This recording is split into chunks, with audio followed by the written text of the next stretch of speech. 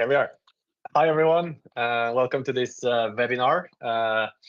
Um, I'm Erling Linde. I'm the CEO and founder of Flowcase. And with me today, I have Christina Carter from Win Every Proposal. So, Christina, thank you so much for joining. For those of you those listening in and watching that don't know you, who's Christina and what are you currently focusing on? Yeah, how do you not know me? No, I'm kidding. What would do? Yeah, no, I have a really fun background in proposal management. So running proposal management teams at AWS, at Zendesk, and actually running a product management team for an AI tool for sales. So this is like where I like to live. But right now, I am running a community of proposal people who are just really interested in AI and what it means for them in their careers. So that's me at the moment.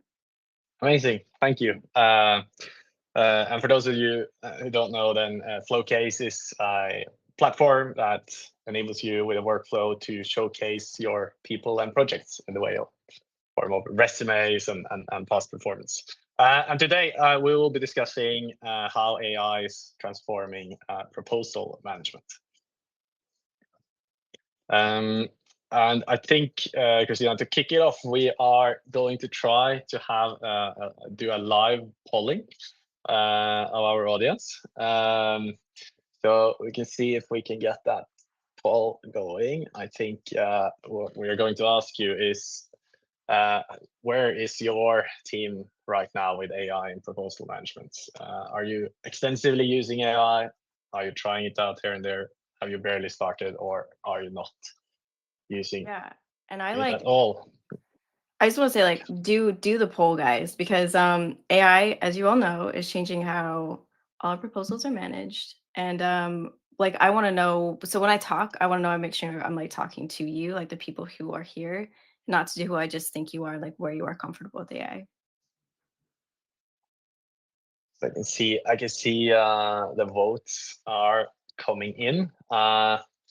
The leading so far it's just it's updating here, but we have, I would say, the majority of the votes, so 68% now, 65, but around there, 65% of the votes are on trying it out here and there. Then we have 15% on extensively using it, and the rest is then barely started or not at all. And that's I'll let you comment on that in a second, Christina. But that does kind of overlap with a recent survey that we've been doing. So have the draft here. We polled around 200 professional service people working with proposals in mostly sort of European and American companies of all sizes, but within the professional service business. And our findings were that while 90% of you believe that AI has or could add a lot of value in the bid process, only 26% is using it extensively. So I think that kind of resonates with what we're seeing here. And is that surprising to you, Christina? No, it's not surprising, really. I think there is like a huge push for companies to get their people to use AI, but either they are worried about security around AI, and so like there might not be like allowed to really use a lot of AI tools yet while they're figuring that out. I think a lot of people are just so busy with their everyday that I think like keeping up with AI and what it can do is almost like a full-time job on its own. So it's really overwhelming. And then you have a few people who are a little bit worried about AI taking their jobs, and so like a little bit of like sticking their head in the sand, like, oh, I don't really want to look at this because I'm afraid of it, which is fair. So that's what I'm seeing too.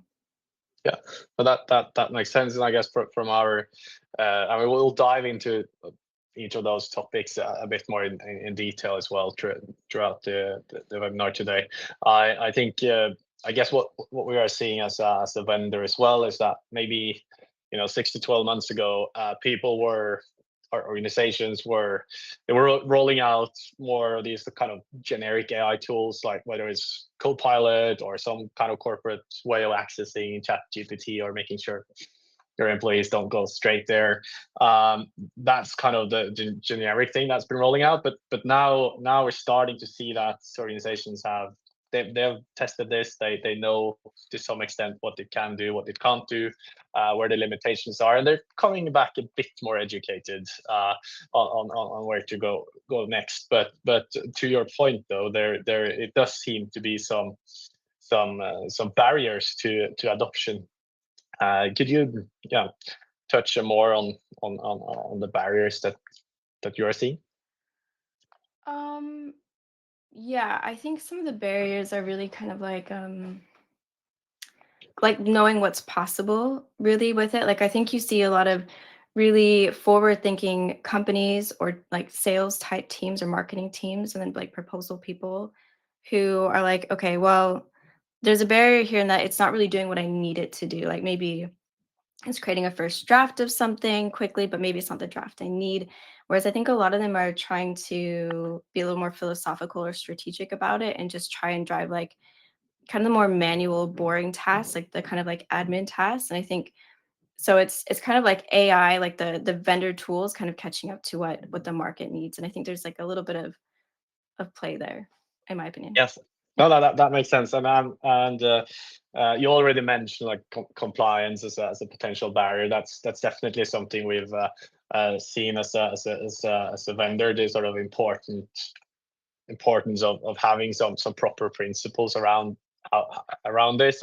I just to mention a few that we've seen is like it's important to have this kind of final human review of things, so because that kind of reduces the chances of some hallucination that AI might come up with will be sent off as part of the final proposal, of course, but it also makes sure you can tune it and have that sort of last human touch on it.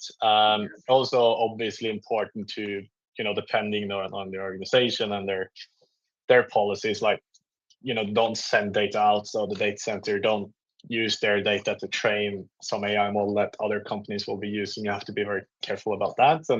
And to some extent, it's also important to allow them to maybe kind of have this kind of detailed control of which AI features they use. I think one of our big clients mentioned that having the narrower you can make the scope, the easier it is to get it approved from a compliance perspective, because you kind of yeah. And you do have certain emerging standards such as the EU AI Act and things that you can follow obviously for guidance. So that's interesting. And I guess would you agree that the sort of data and the data quality that you kind of put into the AI in the first place is still important? Oh yeah, because like AI is, I mean, you know this, everyone knows this, but I mean, like, it's not, it will hallucinate, but it's not making stuff up out of nowhere. Like, everything that it's giving you is coming from something. So if your data is bad, it's going to give you bad data. If the quality of that data is bad, then the quality of your output is going to be bad. I think that's probably one of the most serious things or one of the most biggest, how should I say this? That's probably one of like the biggest things that we need to focus on is the quality of the data or the content that is then going in for a good output. I think a lot of people think like, well, why would I have to do anything at all? Shouldn't it just like come out with something? That's just not how it works.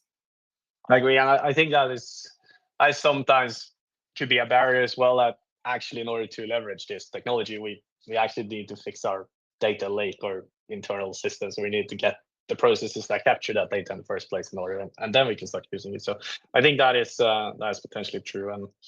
And then to your point on like the vendors kind of catching up to what the market needs, I think there's an abundance of different tools to use out there, right? And you can choose these generic ones, you have very niche ones, but there's like AI for a lot of things now, but you don't necessarily know exactly which one of these will last and win in the end. But I think my advice is obviously try to figure out what is, without necessarily thinking too much about AI, what is the most important thing that your business is doing or selling, and try to see if you can support that process and start from there. And then well, we are and to support this, we will see if someone wants to add to this, we are asking people in the chat to um, share what their biggest challenge is when it comes to AI adoption. So please, if you have any challenges or have any experience in where the sort of barriers might be, then please share in the chat, and we'll try to comment along. I see someone is sharing that the AI hallucinations is something to watch out for. That the content can seem very legit, but that is actually totally fake. Is that something you've experienced? Yeah, of course. I mean, who hasn't experienced a hallucination? But one of the things that I think is really interesting is that, like, I think there was like Ethan Mollick, somebody put out data out there that showed that we expect people to mess up, right? Like when we get a response in and we're reviewing it, we just expect to find a mistake. But if we see a mistake from AI, we're like, how dare you? How dare you make a mistake? But like, because it's a machine, it's not a person. But yeah, we have to kind of treat it like a person, that it is going to mess up. Even if your data, by the way, is amazing, it's not always going to get it right. Yeah. And then there's this is a tricky question, I would say, but how can organizations ensure transparency and maintain integrity when developing and deploying AI systems? I'm not sure I can answer that, but I think the point is probably that it's not always easy to see the inner workings of the AI models, right? You give it some input and comes up with an answer. You don't see everything that's going on inside, so it's very hard to sometimes track it. And I think that's why for now, at least within our product, we've built this human approval stage. And to your point on the hallucinations as well, I think at the moment you have to have some kind of step where you quality control. But what do you think, Christina? Anything to add? Yeah, gosh, that is such like a tough question.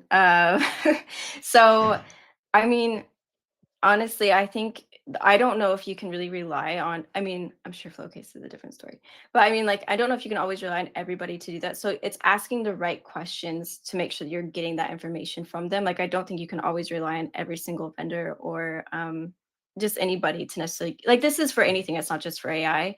To give you the right information, you kind of have to know what questions to ask, in my opinion. Yeah. Yeah, do your due diligence. And then there's more questions coming in there. Let's see how many of those we can cover, but this is amazing.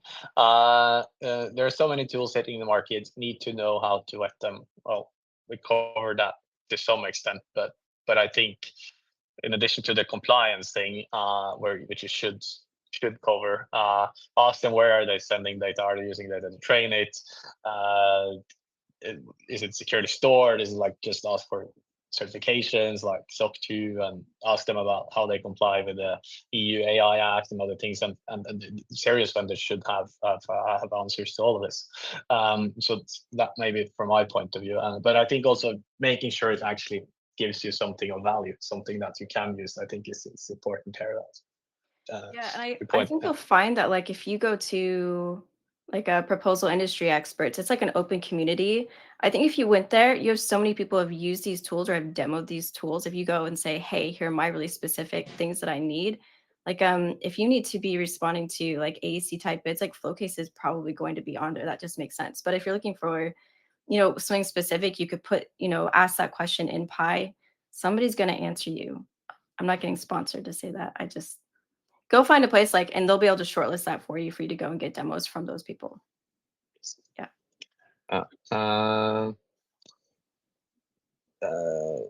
Big companies are too slow in meeting the pace of technology development and are too risk averse as well, as a comment.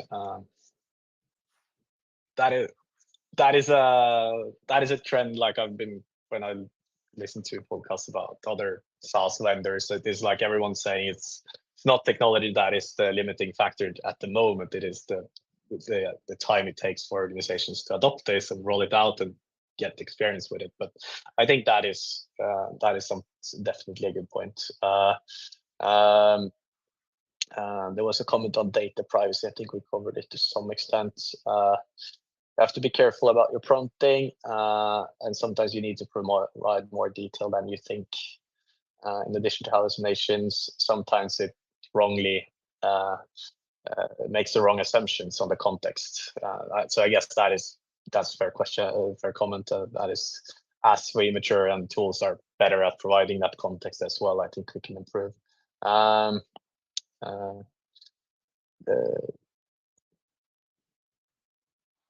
Can I take this yeah. next one about Yes. APNP? So Yeah. I was there. So I heard Yeah. Dr. Mark King talk. So I yes, I think that there is a huge danger that we're going to be that's always a possibility, but like that's not how the future is looking at the moment. So maybe in 5 years from now, sure. That's not how it will look. But in the next couple of years, like we'll still have to respond proposals. I think though, what that means is that in as like bid professionals, proposal professionals, when we get really good content back that's hopefully accurate from our tools, then we need to go and take that extra time that we now saved to making it really personalized to our customer in whatever way that we possibly can. And that way it does differentiate us from everybody else. And but I think it's an interesting point if the AI is all trained on the same material, and it's kind of that, ultimately maybe the output will be identical, but then there should be an edge to those who are able to diverge from that, or add to that. So yeah. Absolutely. Uh, and then whether face-to-face meetings will become more important. I'm sure that human element will potentially become even more important now, if that is a factor that will make you stand out if everyone is ultimately kind of have a level playing field. Um, do you want to answer the last one, Christina? Like which part of the proposal process you think could benefit most? Gosh, that's a really hard question because I think there's so many areas. Um, and I know like you're asking, like when easing into AI, which stage should we focus on? So I know there's so many like really smart people who are actually on this call too, who would say find your biggest pain point and focus on that. And you can absolutely go down that route. But I personally think do the things that AI does really well that people can't do well first, even if that isn't your biggest pain point, because it will give you more time to then solve for whatever that pain point is that you have.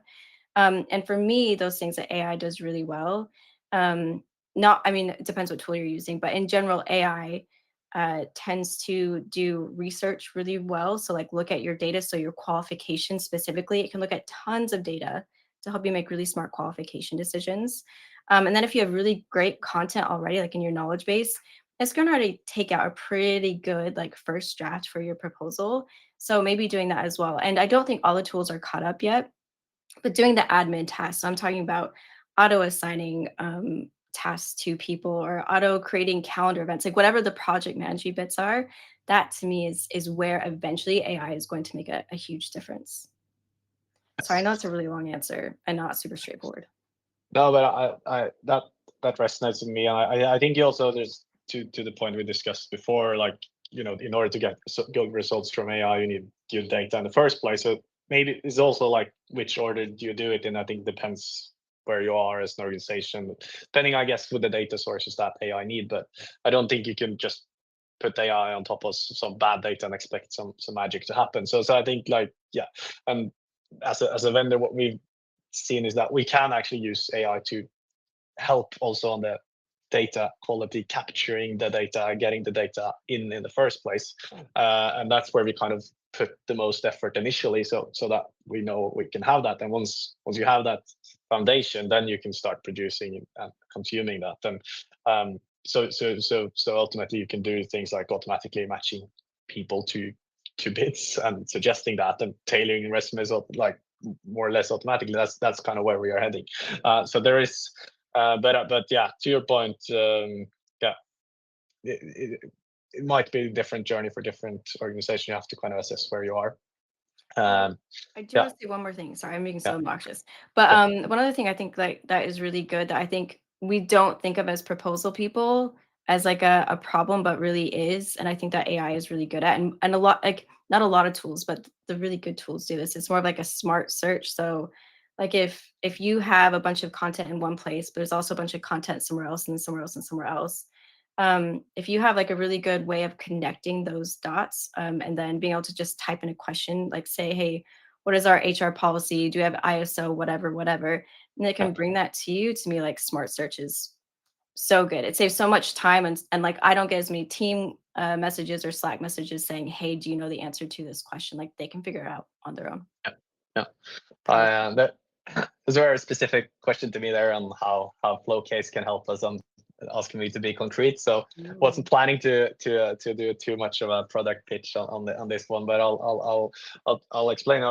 Try to be a bit more specific. So on the capturing the data, what we've been focusing on is, well, first of all, making it super easy to ingest a resume from any random source initially, so you can get it the existing data in. But then as you want to maintain those resumes, like suggesting skills to add to each project experience based on what you've described the projects, but also the other way around, based on metadata on the project, the customer and other people suggest how you present that project in terms of a description. So, and also we can do a lot more on the input side, like automatically translating to other languages and shortening text and all of that where it can help on the input. And then I think I already mentioned that you can do this to match people. You could do it to automatically sort of highlight projects that matches the bid requirements, etc. So it's like basically every part of the tool we are enhancing with AI these days. But I'll stop there. Um, uh, yes, but I think just in terms of time and moving on a little bit, the you touched on it in the beginning, Christina, but some see this as a potential threat, or some see this as an opportunity. Could you elaborate a bit more on what you're seeing there? Yeah, I mean, I think it would be an absolute lie to say that your jobs are going to be safe no matter where you are. Like we are seeing tech companies, not just tech companies, but companies who are just like, okay, AI is great, and they're kind of just like slowly laying off not just proposal people, but people in general, because I think AI can take it. But I think these are the companies that are really focusing on like almost being small, right? Like just cost savings and not growth. But we're seeing a lot like companies that are growing and are wanting to grow, they're not seeing AI as a threat. They're not using proposal people as like to be replaced by AI. They're saying we need to actually grow our proposal teams and get better AI to work together so we can grow and be really strategic in that way. So, I mean, I think part of that is if you are afraid for whatever reason, go like I write about this a lot. So I'm really sorry if you read my LinkedIn post, but like if you're worried about it, go and talk to your sales VP or your marketing VP or your CRO or whoever and be like, hey, here's what I'm thinking about AI. Here's how I think it can help. And here's how I think I can play into it. And here's what this means for your revenue numbers, for your pipeline. And have that open conversation with them because then you're going to know where they're at with what they're thinking. Yes, and that aligning that to the strategic priorities that always helps. And I guess as technologist and a vendor, I think like in general I'm optimistic. It's whenever we have this technological shift, we've seen that likely we'll able to produce more, but that will again generate more demand and more jobs in the future. But obviously there's there might be some volatility obviously in the short term as everyone is adjusting to that. And I think the best advice is to be proactive in this area, just understand what it is, how it can help you, how it can help your company achieve the strategic goals, and be the one kind of leading that. I think that will help. But as a vendor, we're not trying to kind of replace our users. We are trying to give them superpowers. That's how we are thinking about it, and that's what we want to enable. So amazing. Just looking at time here. Do we have another poll going on what's your biggest see? So the just to summarize a bit some of the input from the second poll here, what's your biggest challenge is when it comes to adoption. So the trending one here at the moment is ensuring the quality and accuracy of the AI outputs. So obviously that is an important thing. And then there is data privacy and security, which I touched on. Integrating AI into existing workflows, unclear ROI, business value, it's like 10%. Training staff to use AI effectively. Have you seen anyone succeeding in how they train people? I'll be honest with you. The ones that seem to be really effective are kind of like top down training, like the executive level wants everyone to be good at AI. But if you're not seeing that in your organization, then be that person, like be that thought leader, be like, here's where I think AI can help and kind of bring it up that way. That would be my suggestion. I know it's a lot easier said than done. Yeah. Yeah, and then the next one is like too many tools, hard to choose. Recognize that one. We target professional service firms. We believe if people and projects are important, you should come to us. If something else is the most important, Yeah, start somewhere Flowcase else. is So super yeah. niche. Like I don't, yeah, you're really specific in what you do. In a good way. But no, this was interesting to see. Let's see. Let's see. Where is a good place to start with AI? I'll set the ball rolling. Great at creating short versions of long form responses to full. So getting like a summary. Okay, so this is more a suggestion. So obviously summarizing content is something AI is good at. I think that can be. I recognize that without knowing. I think that's probably a part where AI will potentially make less mistakes as well. As has an original text, it just needs to extract the essence and not necessarily add more things on its own.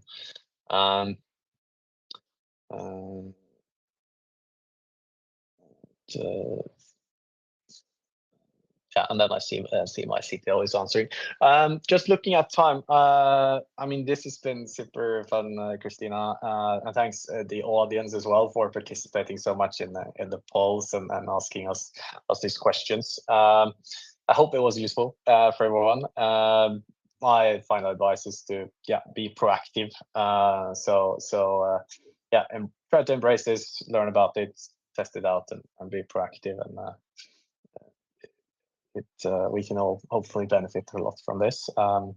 Christina, any final thoughts or?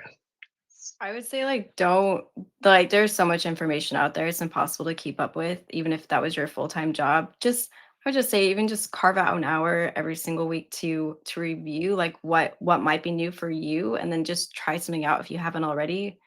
And also be the thought leader in your company for proposals and AI as much as you possibly can, and it will help you be more strategic in the long run. Thank you so much. I see there are some questions in the chat. If we can take an existing bid spec or offer and scan that and try to match that against potential candidates, and I can say that is something we are building. But more information will come soon. So thank you so much for all the questions, and thank you so much, Christina, for your time and joining me on this webinar. So wish Yeah, everyone thanks thank you. So wish everyone a fantastic rest of the week, and take care. Bye. Bye.